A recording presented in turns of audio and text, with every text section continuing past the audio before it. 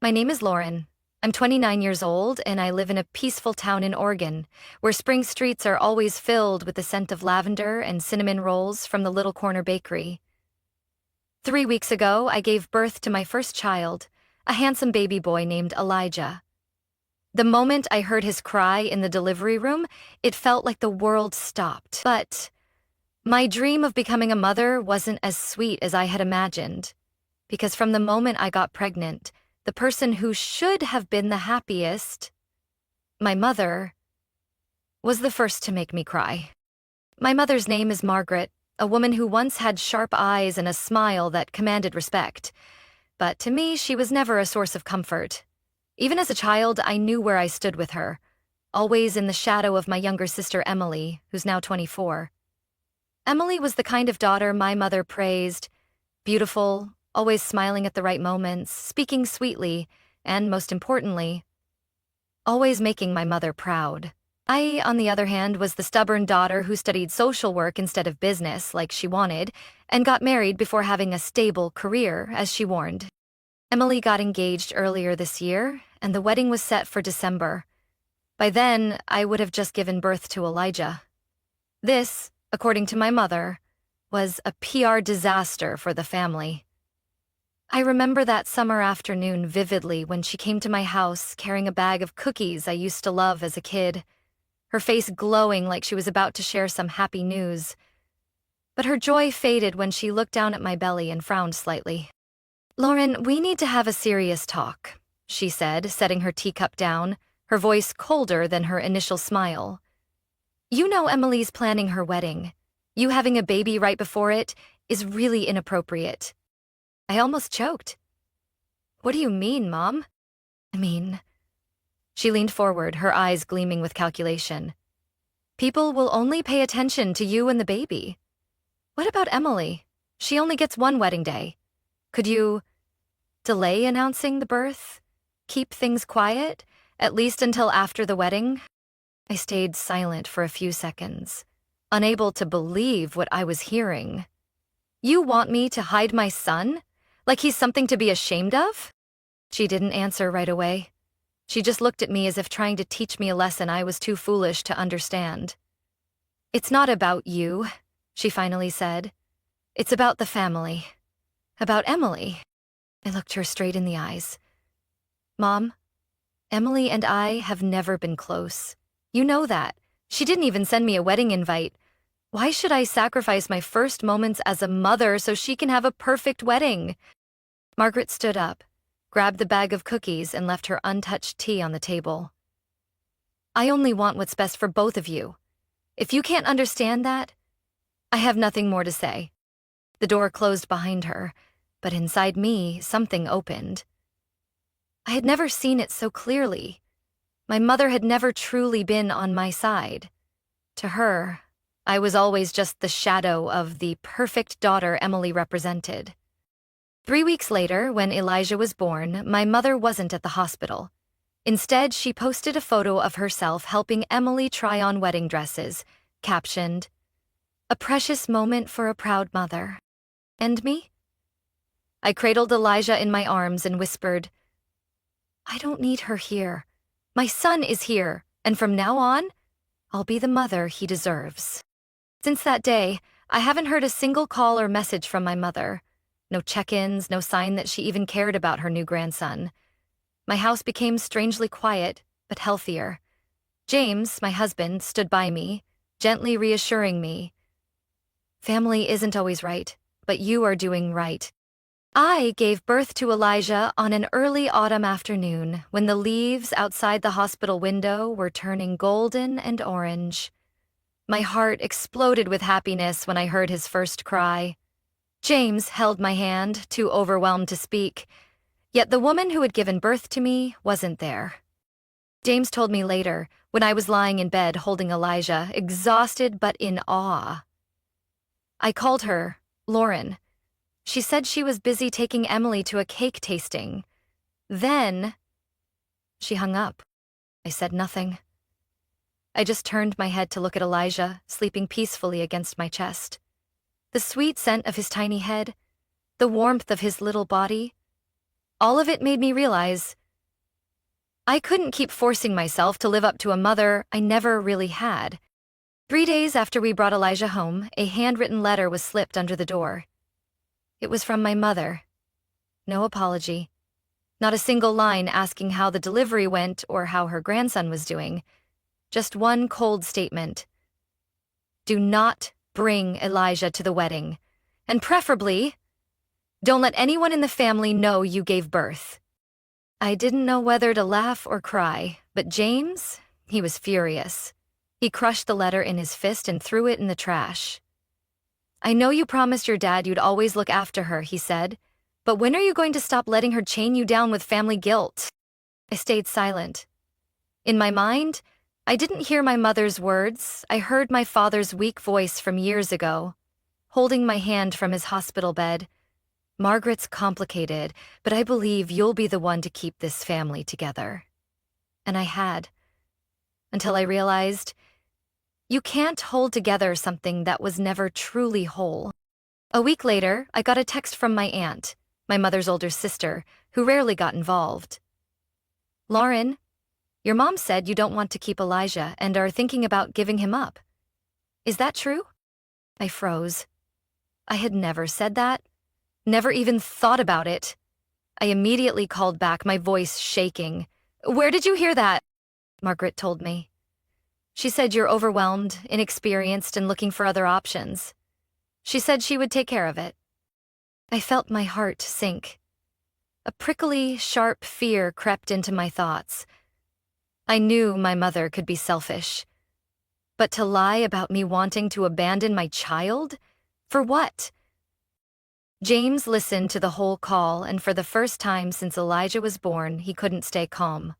What do you think she's planning? Lauren, we need to confront this, now. I nodded, gripping the phone tightly, trying to stay composed. In my mind, a terrifying thought surfaced for the first time. Maybe my mother was plotting something behind my back. And this time, it wasn't just about hurt feelings. It was about Elijah, the child I had carried and brought into this world, being put at risk.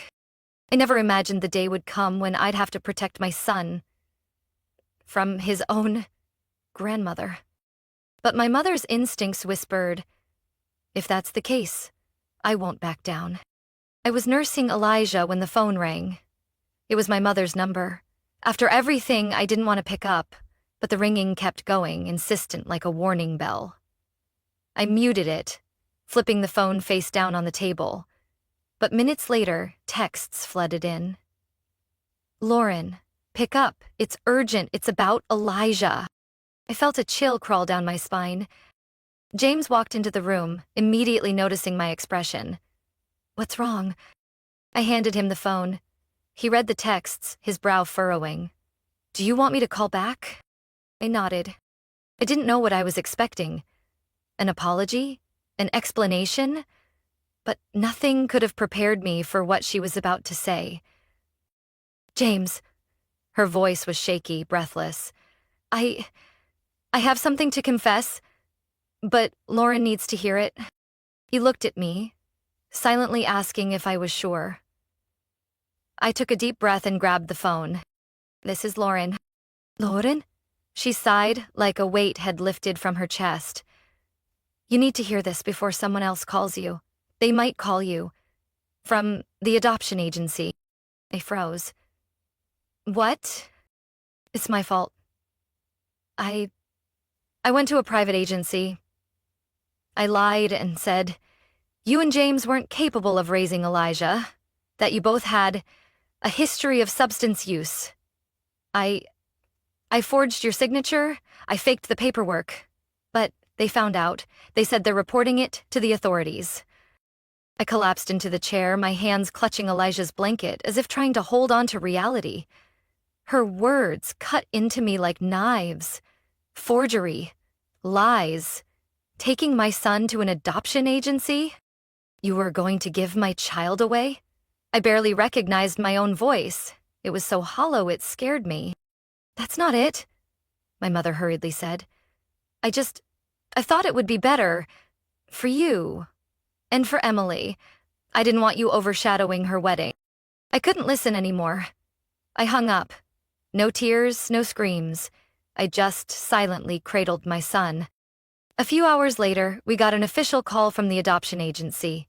A legal representative named Denise explained that the adoption process had been immediately suspended after they discovered serious document fraud, including forged medical records and false claims about the parent's situation. Mrs. Lauren, Denise said gently, we sincerely apologize for any harm this situation may have caused your family, and I must also inform you, we have reported this incident to the authorities. James squeezed my hand. I saw him trying hard to hold it together, but I knew holding it in only made it hurt more. We once thought my mother was just biased, but now she had crossed a line no relationship could recover from. That night, I wrote a full statement detailing everything. We scheduled a meeting with a lawyer for the next day. I had no choice. Elijah couldn't grow up in a world where his own grandmother had tried to strip him away from his parents. When I signed my name at the bottom of the page, I didn't feel relief. I felt empty. But I knew it had to be done. And if my mother thought she could hide behind doing it for the family to excuse her actions, this time, she was wrong. I was no longer the daughter trying to please her. I was a mother now, and I would protect Elijah, even if it meant standing against the woman who gave birth to me.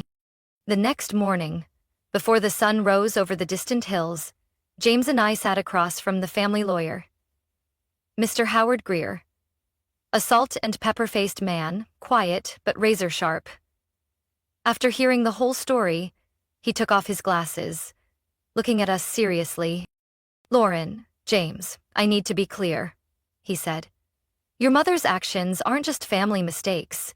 What she did constitutes legal document forgery and violation of parental rights. This is a criminal matter. I straightened my back, though my heart still felt heavy. James squeezed my hand under the table. We both knew we were ready for this. I want to file a civil lawsuit, I said without hesitation. Beyond the adoption fraud, I have been financially supporting her for the past 2 years, from rent to medical bills, utilities, totaling over $18,000. I want it all repaid, James added, his voice low but steady. And we're also willing to cooperate with the prosecutor on the criminal charges. We won't interfere if the authorities pursue it. Howard nodded. I'll represent you. But I need to say this up front. This won't be an easy battle. She's your mother, and when word gets out, there will be public backlash. I pressed my lips together. I've lived with that kind of judgment my entire life, trying to honor a promise I made to my father. But now I'm a mother. I won't let my child grow up in a family where love is used as a weapon for manipulation and lies.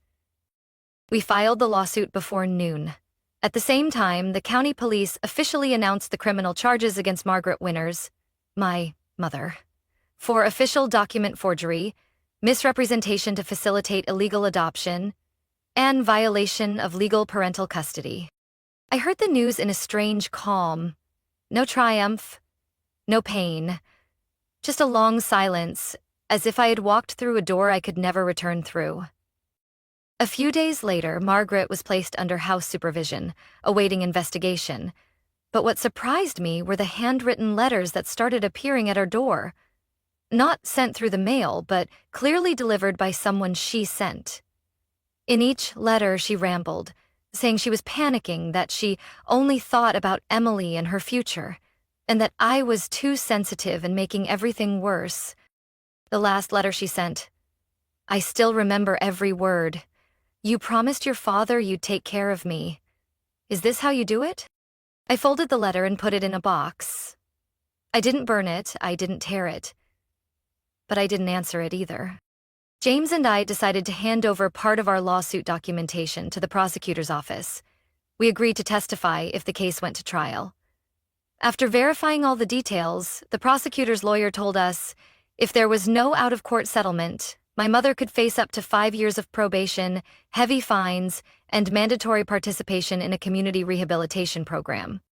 When I told my Aunt Julie, my mother's sister, over the phone, she let out a long sigh. Lauren, I know things have gone too far.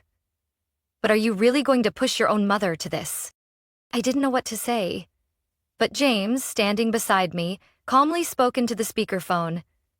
No one pushed her. She crossed that line herself long ago. I thought I would feel guilty, but I only felt free. And for the first time in my life, I understood something my father had never taught me. Sometimes, protecting your family means cutting ties with the ones who threaten it. Since Margaret's house arrest, I started getting emails from an unknown address, but I knew exactly who it was from. The first subject line read, "I'm sorry." I didn't open it immediately, but every day brought a new message. "I can't sleep. Just forgive me. You promised your father." The fourth email was where she finally mentioned my dad. "Lauren, your father once told me that if anyone could hold this family together, it was you. You're the only one strong and kind enough to forgive. I'm begging you, don't let this go to court." I sat frozen for a long time after reading that. It was like someone had pressed hard on an old scar I thought had healed. For years, I had bent over backward to live up to a dying man's wish. I endured unfairness, swallowed my tears, bore favoritism, all because he once believed in me. But now, that belief was being used as a shield, not to protect me, but to excuse her, to erase her wrongs. Printed out the email, folded it neatly, and placed it into the lawsuit file. It wasn't evidence, but it was reason enough. Reason why I would not back down. A few days later, Emily showed up. No warning, no courtesy. She appeared at our front door, clutching a piece of paper, her face tight with anger. I was holding Elijah, so James answered the door, but Emily's voice was loud enough for me to hear every word from the living room. "Have you done enough yet?" she almost shouted. "All this because you want to be the star, to overshadow me, and now what? I have to cut more than half my wedding budget because Mom has no money. Are you happy now?" James remained calm. "You should leave, Emily. We have no time for blame games." But Emily didn't stop. She pulled out a bill from her purse and waved it at James. "Mom already put down deposits. I picked a dress, a venue, printed invitations, and now, thanks to you, she's broke and facing jail. Do you even have a heart?" I stepped forward, Elijah in my arms, standing next to James. "A heart," I said, meeting her gaze. "Thank you for asking. It's because I have a heart that I couldn't ignore Mom lying, forging documents to steal my child. If I hadn't caught it, Elijah wouldn't even be here. This isn't about a wedding dress, Emily. This is about a human being. About my child." Emily fell silent for a few seconds, then let out a harsh, bitter laugh. "You're such a drama queen. All you ever wanted was to humiliate Mom. You're playing the victim while she's left to rot." "No," I replied, my voice soft but firm. "She put herself there. I'm just letting her face the consequences." Without another word, I turned back inside. James closed the door. We heard Emily pound on it a few more times before walking away. This time, I didn't tremble. I didn't cry. I just looked at Elijah, sleeping peacefully in my arms, and kissed his forehead. That afternoon, I received news from our lawyer. The lawsuit had been officially accepted by the court. The first hearing was scheduled for about a month from now. The prosecution also issued subpoenas for James and me to testify in the criminal case. As I was reviewing documents, my phone buzzed with another email. Margaret, again. "Lauren, I know you're angry. But remember, you once said, 'I will never abandon you.' You're not the cold-hearted type." I set the phone down without replying. I used to be the daughter who always came back after being hurt. But now, I am a mother. The first mediation session happened on a Wednesday morning, in a small conference room inside the county courthouse. James sat beside me, and my mother, Margaret, sat across from us with her lawyer. From the moment she entered, she avoided my eyes, but I could see her hands trembling, her eyes red, her lips pressed tightly as if holding back an outburst. My lawyer began with a professional tone, proposing a reasonable financial settlement, stressing that we were willing to end the civil lawsuit if she accepted responsibility and agreed not to engage in any further harmful actions. Everything was proceeding formally until Margaret's lawyer spoke up. He hadn't even finished when Margaret burst into tears. She pushed back her chair, pointed at me, her voice sharp and shrill as years of bitterness exploded out. "Lauren, do you even have a heart? I was wrong, I admit it. But why turn me into a criminal? Do you want me in jail? Over what? Because Emily's getting married? Because I loved her more than you?" The room froze in tense silence. I clenched my hands, fighting not to react. But she didn't stop. "I raised you, fed you, cared for you every day, and this is how you repay me? Pushing me into a corner, stealing my money, humiliating me in front of the entire town?" James started to rise, but I stopped him with a hand. I just looked at my mother. Silent. And maybe it was that silence that hurt her the most. The mediation ended after only 17 minutes. The court recorded it as a failure. No settlement was reached. 3 days later, I received a call from my Uncle Raymond, my mother's younger brother, a man I used to respect, but this conversation would change everything. "Lauren," my uncle said, his voice filled with disappointment, "you're taking this too far. No matter what Margaret did, she's still your mother. She's old now. How could she possibly handle her own daughter dragging her into court?" I tried to stay calm. "Uncle Raymond, she didn't just make a mistake. She tried to take custody of Elijah using forged documents. This isn't a family issue anymore. It's a legal matter." "Legal?" my uncle practically shouted. "Where did you learn to be so cold? You're no better than a stranger. If your father were still alive, he would be heartbroken." I replied shortly, "I believe that if my father were still alive, none of this would have happened. And this so-called hurt you talk about? Is it even real? Or just an excuse to punish your mother for loving Emily more?" I hung up. My throat was tight.